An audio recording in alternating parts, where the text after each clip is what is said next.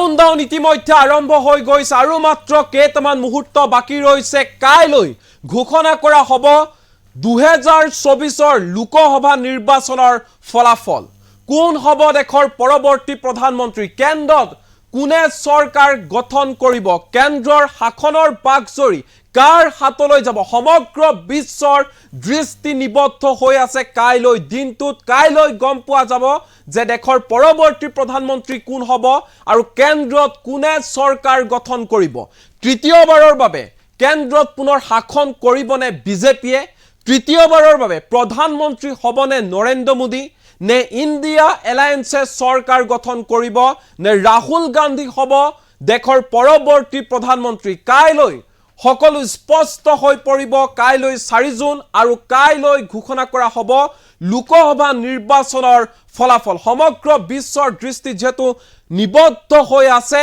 আপুনি জনাওক আপোনাৰ মতামত এক্সিট পল আপোনালোকে বহু দেখিলে ৰাষ্ট্ৰীয় সংবাদ মাধ্যমে ইতিমধ্যে এক্সিট পল প্ৰকাশ কৰিছে ৰাষ্ট্ৰীয় সংবাদ মাধ্যমৰ এক্সিট পল অনুসৰি যে কেন্দ্ৰত পুনৰ বিজেপিয়ে চৰকাৰ গঠন কৰিবলৈ সক্ষম হ'ব আৰু নৰেন্দ্ৰ মোদীয়ে হ'ব পৰৱৰ্তী প্ৰধানমন্ত্ৰী এয়া হৈছে ৰাষ্ট্ৰীয় সংবাদ মাধ্যমৰ এক্সিট পল কিন্তু আপুনি কি ভাবে সঁচাকৈ বিজেপিয়ে চৰকাৰ গঠন কৰিব পাৰিবনে কেন্দ্ৰত পুনৰ শাসনলৈ আহিব পাৰিবনে বিজেপি নৰেন্দ্ৰ মোদী পুনৰ প্ৰধানমন্ত্ৰী হ'বনে আপুনি কি ভাবে কমেন্ট সেকশন খুলি দিয়া হৈছে কমেন্ট বক্সত জনাওক আপোনালোকৰ মতামত আমি লৈ আহিছো জনতাৰ এক্সিট পল এই মুহূৰ্তৰ এই গুৰুত্বপূৰ্ণ খবৰ জনাইছে নি টকছৰ দৰ্শকক জনতাৰ এক্সিট পল কমেন্ট বক্সত জনাইছক আপোনালোকৰ মতামত কোনে চৰকাৰ গঠন কৰিব কাইলৈ সকলো স্পষ্ট হৈ পৰিব কাউণ্টডাউন আৰম্ভ হৈ গৈছে আৰু কেইটামান মুহূৰ্ত বাকি কাইলৈ ঘোষণা কৰা হ'ব লোকসভা নিৰ্বাচন 2024 ৰ ফলাফল কোনে কেন্দ্ৰত চৰকাৰ গঠন কৰিব কেন্দ্ৰত কাৰ চৰকাৰ হ'ব কাইলৈ সকলো স্পষ্ট হৈ পৰিব কাৰ শাসনলৈ যাব শাসনৰ বাকজৰি তৃতীয়বাৰৰ বাবে প্ৰধানমন্ত্ৰী হ'বনে নৰেন্দ্ৰ মোদী তৃতীয়বাৰৰ বাবে প্ৰধানমন্ত্ৰী হিচাপে শপত গ্ৰহণ কৰিব পাৰিবনে নৰেন্দ্ৰ মোদীয়ে 400 পাৰ হ'বনে বিজেপিয়ে দাবী জনাই আছে যে 400খন আসনতকৈ অধিক আসন লাভ কৰিব বিজেপিয়ে আনহাতে ইন্ডিয়া এলায়েন্সৰ ফালৰ পৰা কোৱা হৈছে 295খনকৈ আসন পাব ইন্ডিয়া এলায়েন্সে সঁচাকৈ 295খন আসন পাৰ কৰিব পাৰিবনে ইন্ডিয়া এলায়েন্সে আপোনাৰ মতে কিমানখন আসন পাব বিজেপি আৰু কংগ্ৰেছে কমেন্ট সেকশনত জনাই যাওক আপোনালোকৰ মতামত অসমত 14খন আসনৰ কিমানখন আসন পাব বিজেপি আৰু বিৰোধী ঐক্য মঞ্চই কাউণ্টডাউন আৰম্ভ হৈ গৈছে কাইলৈ ইভিএম মুকলি কৰা হ'ব আৰু যিসকল প্ৰাৰ্থী ভাগ্য বন্দী হৈ ৰৈছে ইভিএমত তেওঁলোকৰ ৰাজনৈতিক ভৱিষ্যত কাইলৈ স্পষ্ট হৈ পৰিব কোন যাব দিল্লীলৈ কোনে সাংসদ হিচাপে শপত ল'ব প্ৰধানমন্ত্ৰী হিচাপে শপত ল'ব কাইলৈ সকলো স্পষ্ট হৈ পৰিব মাজত মাত্ৰ কেইটামান মুহূৰ্ত বাকি ৰৈছে আপুনি কমেন্ট বক্সত জনাই যাওক কাইলৈ দিনটোত ফলাফল কি হ'ব পাৰে কাৰ হাতলৈ যাব শাসনৰ বাকজৰি কোনে চৰকাৰ গঠন কৰিব কমেন্ট সেকশন খুলি দিয়া হৈছে কমেন্ট বক্সত জনাওক আপোনালোকৰ মতামত আপুনি কি ভাবে জনতাৰ এক্সিট পল এই মুহূৰ্তত জনাই আছো কোনে চৰকাৰ গঠন কৰিব জনতাৰ মতে মহিবুৰ ৰহমানে কৈছে কেৱল ৰাতিটো অপেক্ষা কৰিব লাগে বিভা ব্ৰহ্মই কৈছে ইন্ডিয়া আহিলে ভাল আছিল মুলচান ৰাভাই কৈছে বিজেপি 500 পাৰ হ'ব এনেদৰে কমেন্ট কৰিছে শহীদা বিবিয়ে কৈছে কংগ্ৰেছ আবুল হুছেইন বৰভুঞাই কৈছে কংগ্ৰেছ 295 অৰ্থাৎ 295খন আসন পাব কংগ্ৰেছে জামিল হুছেইনে কৈছে কংগ্ৰেছ 285 285খন আসন পাব কংগ্ৰেছে বিভা ব্ৰহ্মই কৈছে কংগ্ৰেছ অহাটো বৰ দৰকাৰ আছিল সাফিজুল শেখে কৈছে ৰাহুল গান্ধী আহিব এনেধৰণে কমেন্ট কৰিছে অসংখ্য লোকে আপুনিও জনাই যাওক এয়া হৈছে জনতাৰ এক্সিট পল জনতাই কি বিচাৰে কাইলৈ কি হ'ব ফলাফল কি ভাবে আপুনি পূৰ্বানুমান আপোনাৰ মতে কি হ'ব কাইলৈ যেহেতু ৰাষ্ট্ৰীয় সংবাদ মাধ্যমৰ ফালৰ পৰা ইতিমধ্যে এক্সিট পল ঘোষণা কৰা হৈছে ৰাষ্ট্ৰীয় সংবাদ মাধ্যমৰ এক্সিট পলত দাবী কৰা হৈছে যে কেন্দ্ৰত পুনৰ বিজেপিয়ে চৰকাৰ গঠন কৰিবলৈ সক্ষম হ'ব পুনৰ প্ৰধানমন্ত্ৰী হ'ব নৰেন্দ্ৰ মোদী ইয়াৰ সমান্তৰালকৈ মুখ থেকেচা খাব ইন্ডিয়া এলায়েন্সে ৰাহুল গান্ধী প্ৰধানমন্ত্ৰী হ'ব নোৱাৰে এনেধৰণে এক্সিট পলত প্ৰকাশ কৰা হৈছে কিন্তু আপুনি কি ভাবে কিমান শুদ্ধ হ'ব এই এক্সিট পল আপোনাৰ মতে কিমান শুদ্ধ হ'ব এই এক্সিট পল কমেন্ট বক্সত জনাওক আপোনালোকৰ মতামত আপোনাৰ দৃষ্টিত এবাৰ 2024 লোকসভা নিৰ্বাচনত বিজেপিয়ে কিমানখন আসন পাব সঁচাকৈ 400খন আসন লাভ কৰিব নেকি বিজেপিয়ে ইণ্ডিয়া এলায়েন্সৰ ফালৰ পৰা এক্সিট পল প্ৰকাশ কৰাৰ পিছতে দেখিবলৈ পোৱা গৈছিল ইণ্ডিয়া এলায়েন্সৰ ফালৰ পৰা সৰ্বদলীয় বৈঠকত আলোচনা কৰাৰ অন্তত ঘোষণা কৰা হৈছিল যে এবাৰ লোকসভা নিৰ্বাচনত 295খনকৈ আসন লাভ কৰিব ইণ্ডিয়া এলায়েন্সে ইয়া হৈছে ইণ্ডিয়া এলায়েন্সৰ পৰা আগবঢ়োৱা ভাষ্য আপোনাৰ মতে কিমানখন আসন পাব পাৰে ইণ্ডিয়া এলায়েন্সে এবাৰ লোকসভা নিৰ্বাচনত কমেন্ট সেকশন খুলি দিয়া হৈছে কমেন্ট বক্সত জনাওক ইয়া লৈ আহিছো এই মুহূৰ্তত জনতাৰ এক্সিট পল হামিদুল ইছলামে কৈছে কংগ্ৰেছ আনোৱাৰ হুছেইনে কৈছে কংগ্ৰেছ 285 মুস্তাকুদ্দিন বৰভূঞাই কৈছে ৰাহুল গান্ধী নেক্সট পিএম সাহাবুদ্দিনে কৈছে কংগ্ৰেছ 271 আজিন হুছেইনে কৈছে সৰকাৰ বিজেপিৰ কিন্তু সিট 270ৰ পৰা 280খনে পাব বিজেপি ইয়া হৈছে এক্সিট পল আজিন হুছেইনৰ তেওঁ কৈছে সৰকাৰ বিজেপিৰ হ'ব কিন্তু 400খন আসন নহয় 270ৰ পৰা 280খন আসনে পাব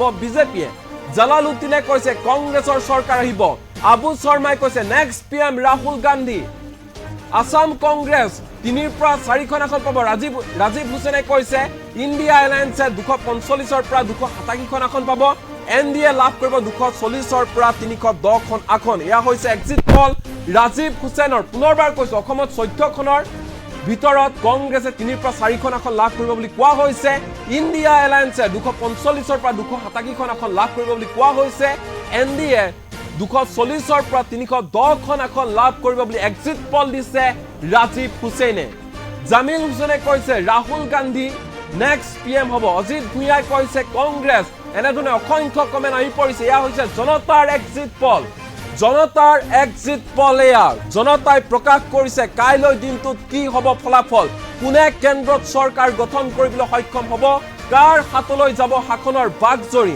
আমিৰ ৰহমানে কৈছে ইণ্ডিয়া 270 বিভা ব্ৰহ্মই কৈছে ইণ্ডিয়া আহিলে ভাল আছিল হাফিজুল ইছলামে কৈছে 285 ৰঞ্জিত ৰয়ে কৈছে বিজেপি আজিন হুছেইনে কৈছে বিজেপি এনেধৰণে অসংখ্য কমেন্ট এই মুহূৰ্তত আহি পৰিছে কমেন্ট সেকশনত অজিত ভূঞাই পুনৰ কৈছে কংগ্ৰেছ হাফিজুল ইছলামে কৈছে 285 পম্পি বৰুৱাই কৈছে বিজেপি জিকিব একাংশৰ মতে বিজেপিয়ে পুনৰ কেন্দ্ৰ চৰকাৰ গঠন কৰিবলৈ সক্ষম হ'ব আন একাংশৰ মতে ইণ্ডিয়া এলায়েন্সে চৰকাৰ গঠন কৰিবলৈ সক্ষম হ'ব প্ৰধানমন্ত্ৰীৰ ক্ষেত্ৰত যদি চাওঁ তেনেহলে একাংশৰ মতে প্ৰধানমন্ত্ৰী হ'ব পুনৰ এবাৰ নৰেন্দ্ৰ মোদী আন একাংশৰ মতে উল্লেখ কৰিছে দেশৰ পৰৱৰ্তী প্ৰধানমন্ত্ৰী হ'ব ৰাহুল গান্ধী কি হ'ব ফলাফল কাইলৈ দিনটোত পূৰ্বানুমান আপোনাৰ কেনে ধৰণৰ আপোনাৰ মতে কাইলৈ বিজেপিয়ে কিমানখন আসন লাভ কৰিবলৈ সক্ষম হ'ব ইতিমধ্যে কাউণ্টডাউন আৰম্ভ হৈ গৈছে লোকসভা নিৰ্বাচন 2024ৰ ফলাফল কাইলৈ ঘোষণা কৰা হ'ব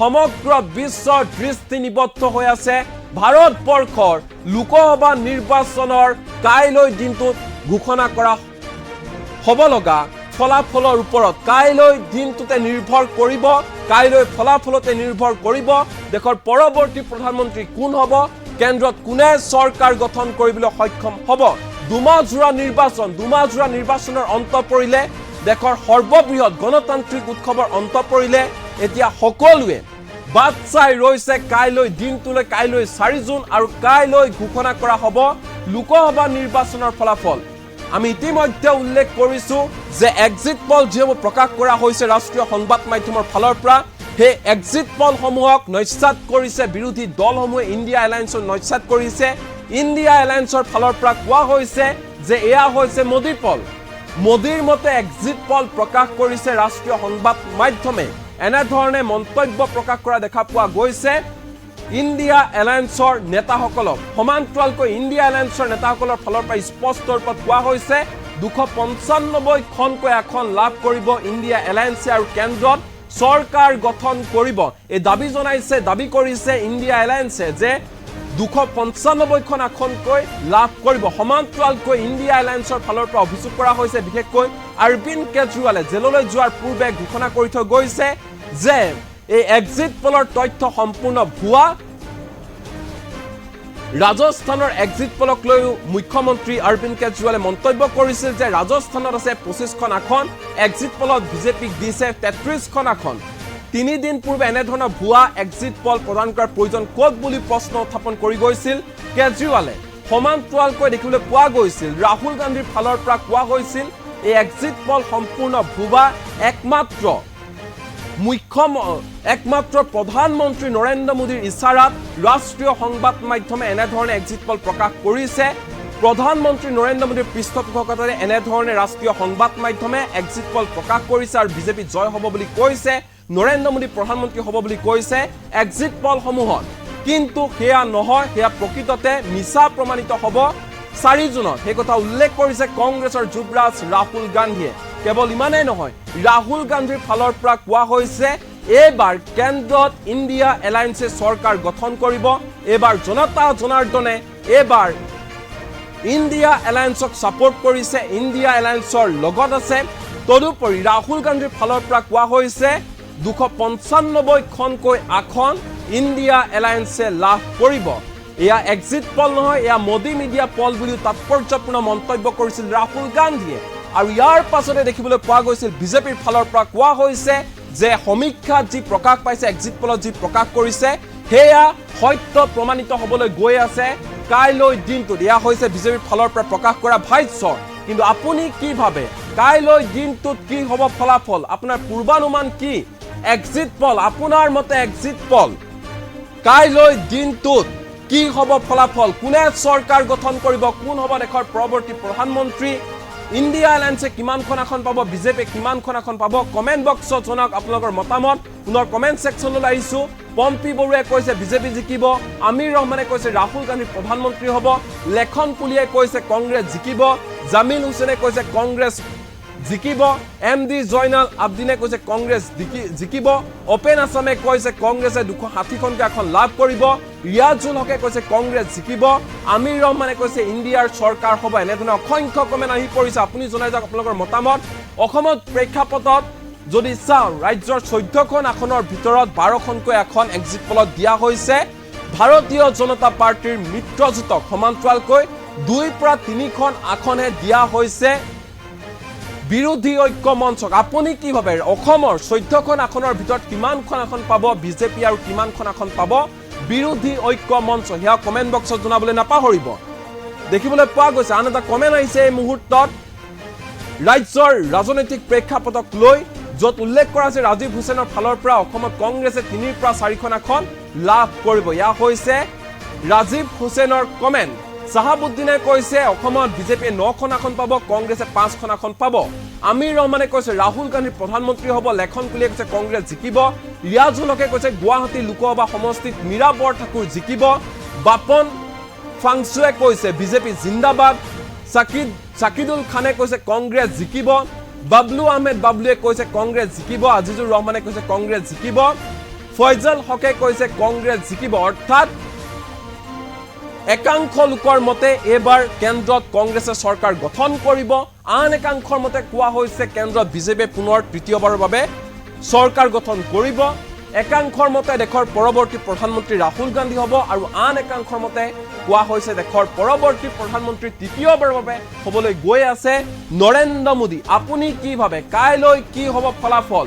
নাকিবুৰ কেদিয়ে কৈছে কংগ্ৰেছ জিকিব, আমিৰ ৰহমানে কৈছে ইণ্ডিয়াৰ চৰকাৰ হ'ব, মুছিদ আলীয়ে কৈছে বিজেপি জিকিব, ৰিয়াজুল হকে কৈছে মীৰা বৰঠাকুৰ জিকিব, বাপন পাংচুৱে কৈছে বিজেপি জিন্দাবাদ, ৰফিকুল ইছলামে কৈছে কংগ্ৰেছ জিকিব, বাবলু আহমেদে কৈছে কংগ্ৰেছ জিকিব। অসংখ্য লোকৰ কমেণ্ট এই মুহূৰ্তত আহি পৰিছে। আপুনিও জনাই যাওক আপোনালোকৰ মতামত, আপোনাৰ মতামত যে কাইলৈ দিনটো, কাইলৈ ফলাফলক লৈ আপুনি কি ভাবে? কোন হ'ব দেশৰ পৰৱৰ্তী প্ৰধানমন্ত্ৰী? কোনে চৰকাৰ গঠন কৰিব? বিজেপিয়ে কিমানখন আসন পাবলৈ সক্ষম হ'ব? সঁচাকৈ 400খন আসন পাৰ কৰিব নেকি বিজেপিয়ে? কংগ্ৰেছে কিমানখন আসন পাব? ইণ্ডিয়া এলায়েন্সে কিমানখন আসন পাব? ৰাহুল গান্ধী প্ৰধানমন্ত্ৰী হ'ব নেকি? কমেণ্ট বক্সত জনাওক আপোনালোকৰ মতামত, কাৰণ এয়া হৈছে জনতাৰ এক্সিট পল।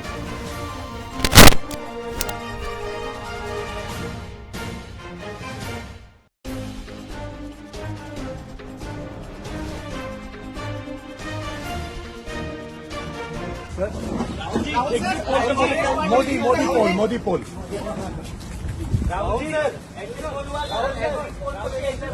इसका नाम एग्जिट पोल नहीं है ब्रदर, इसका नाम एग्जिट पोल नहीं है, इसका नाम मोदी मीडिया पोल है। ये मोदी जी का पोल है, फैंटेसी पोल है उनका। सर कितनी सीटें आ रही हैं आपके हिसाब से? सरकार बन रही है सर। सिद्धू मूसेवाला का सॉन्ग सुना आपने? 295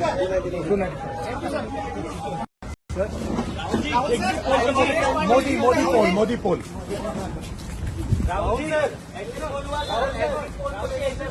इसका नाम एग्जिट पोल नहीं है ब्रदर, इसका नाम एग्जिट पोल नहीं है, इसका नाम मोदी मीडिया पोल है। ये मोदी जी का पोल है, फैंटेसी पोल है उनका। सर कितनी सीटें आ रही हैं आपके हिसाब से? सरकार बन रही है सर। सिद्धू मूसेवाला का सॉन्ग सुना आपने? 295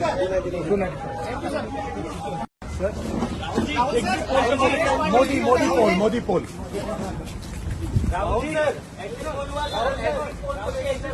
इसका नाम एग्जिट पोल नहीं है ब्रदर, इसका नाम एग्जिट पोल नहीं है, इसका नाम मोदी मीडिया पोल है। ये मोदी जी का पोल है, फैंटेसी पोल है उनका। सर कितनी सीटें आ रही हैं आपके हिसाब से? सरकार बन रही है सर। सिद्धू मूसेवाला का सॉन्ग सुना आपने? 295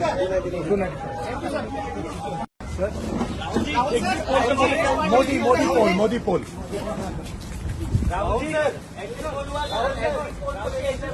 इसका नाम एग्जिट पोल नहीं है ब्रदर, इसका नाम एग्जिट पोल नहीं है, इसका नाम मोदी मीडिया पोल है। ये मोदी जी का पोल है, फैंटेसी पोल है उनका। सर कितनी सीटें आ रही हैं आपके हिसाब से? सरकार बन रही है सर। सिद्धू मूसेवाला का सॉन्ग सुना आपने? 295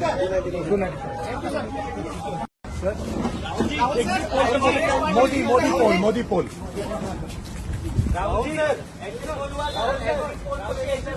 इसका नाम एग्जिट पोल नहीं है ब्रदर, इसका नाम एग्जिट पोल नहीं है, इसका नाम मोदी मीडिया पोल है। ये मोदी जी का पोल है, फैंटेसी पोल है उनका। सर कितनी सीटें आ रही हैं आपके हिसाब से? सरकार बन रही है सर। सिद्धू मूसेवाला का सॉन्ग सुना आपने? 295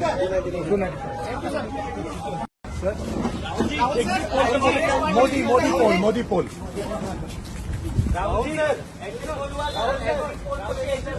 इसका नाम एग्जिट पोल नहीं है ब्रदर, इसका नाम एग्जिट पोल नहीं है, इसका नाम मोदी मीडिया पोल है। ये मोदी जी का पोल है, फैंटेसी पोल है उनका। सर कितनी सीटें आ रही हैं आपके हिसाब से?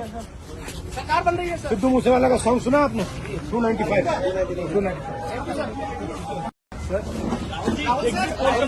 मोदी मोदी पोल, मोदी पोल।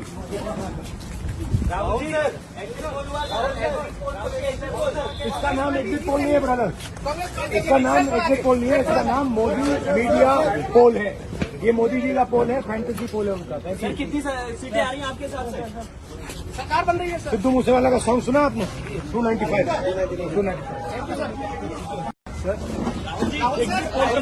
मोदी मोदी पोल, मोदी पोल।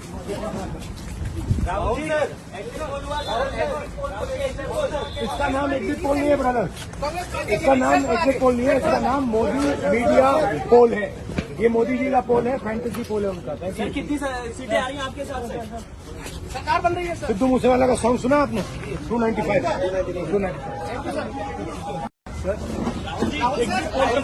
मोदी मोदी पोल, मोदी पोल।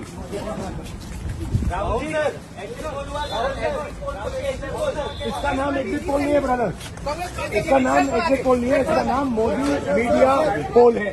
ये मोदी जी का पोल है, फैंटेसी पोल है उनका। सर कितनी सीटें आ रही हैं आपके हिसाब से? सरकार बन रही है सर। सिद्धू मूसेवाला का सॉन्ग सुना आपने? 295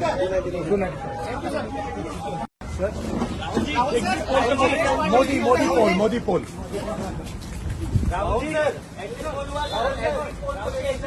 इसका नाम एग्जिट पोल नहीं है ब्रदर, इसका नाम एग्जिट पोल नहीं है, इसका नाम मोदी मीडिया पोल है। ये मोदी जी का पोल है, फैंटेसी पोल है उनका। सर कितनी सीटें आ रही हैं आपके हिसाब से? सरकार बन रही है सर। सिद्धू मूसेवाला का सॉन्ग सुना आपने? 295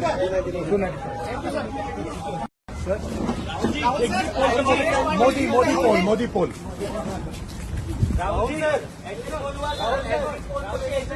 इसका नाम एग्जिट पोल नहीं है ब्रदर, इसका नाम एग्जिट पोल नहीं है, इसका नाम मोदी मीडिया पोल है।